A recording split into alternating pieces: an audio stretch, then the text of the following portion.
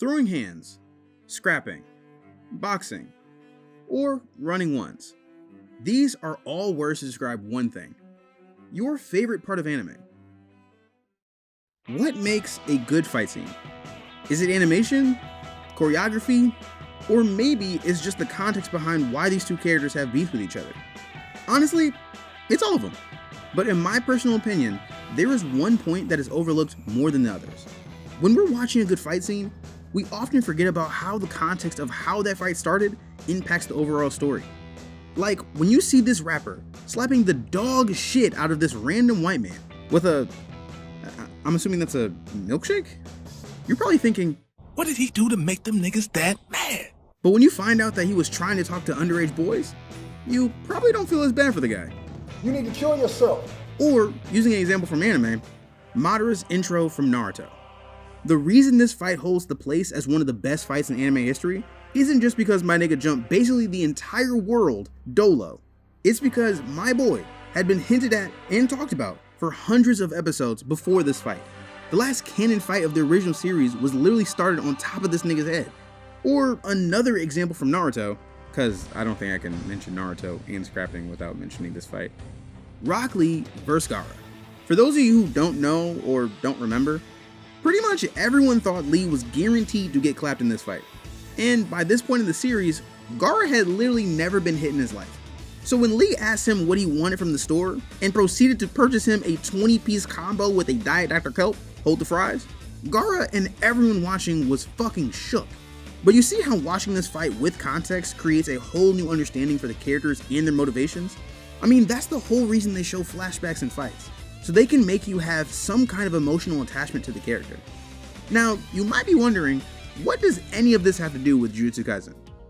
Well, my friend, associate, viewer, animation, choreography, and especially context is the reason JJK's fights are so fucking good.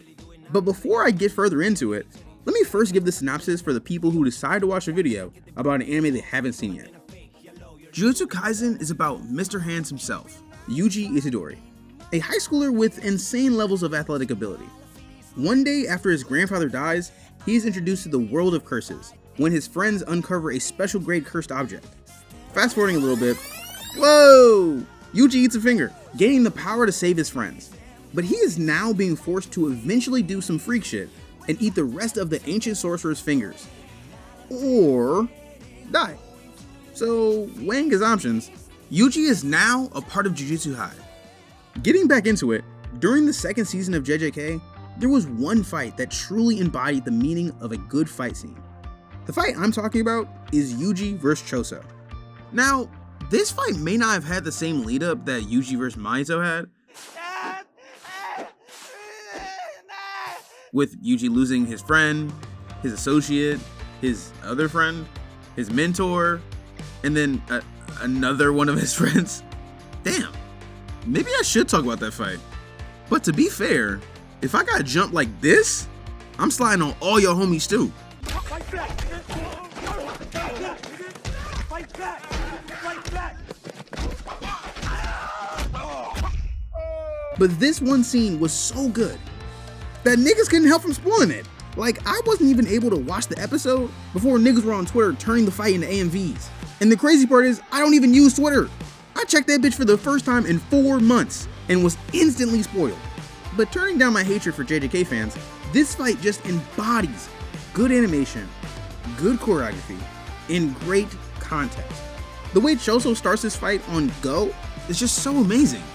Because in most action-based anime, and in real anime watchers can attest to this, they would have their characters spend half of an episode talking about their ideologies and other shit that frankly shouldn't matter to someone who's out for revenge.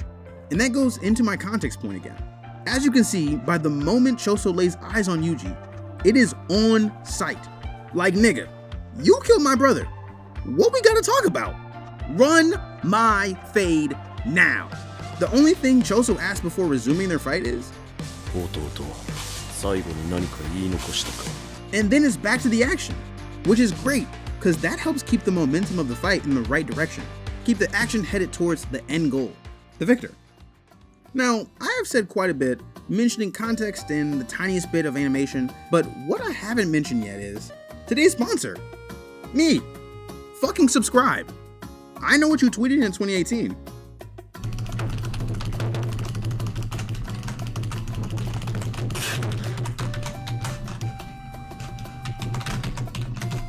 Absolutely silky transition.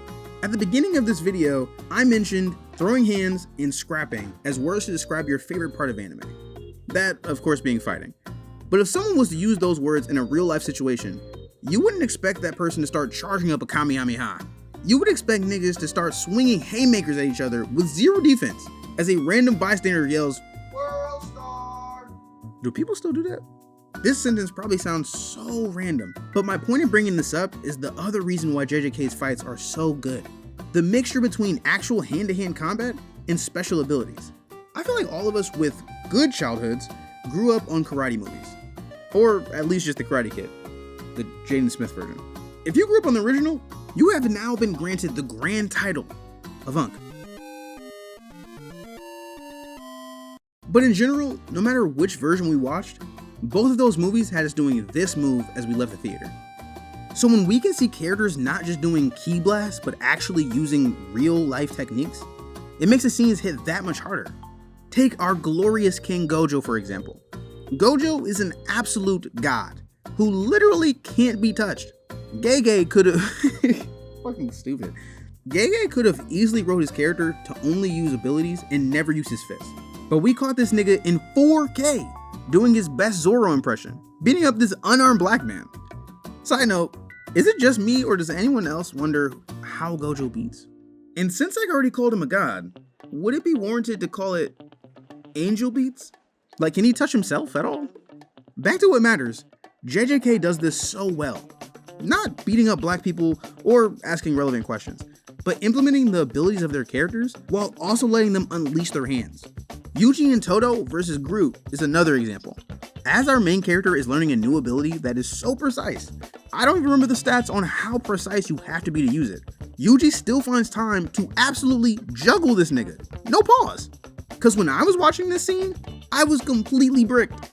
I mean, just look at this nigga.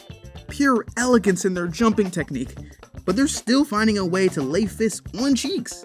All right, pause now.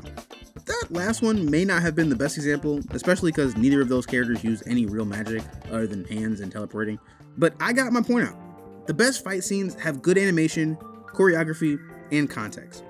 And it seems like most of JJK's scenes have all those traits on fucking lock. Now, as I am at the end of the video, I will leave you with this question. Chainsaw Man's son or Jujutsu Kaisen daughter? You wouldn't believe what time it is. Good night.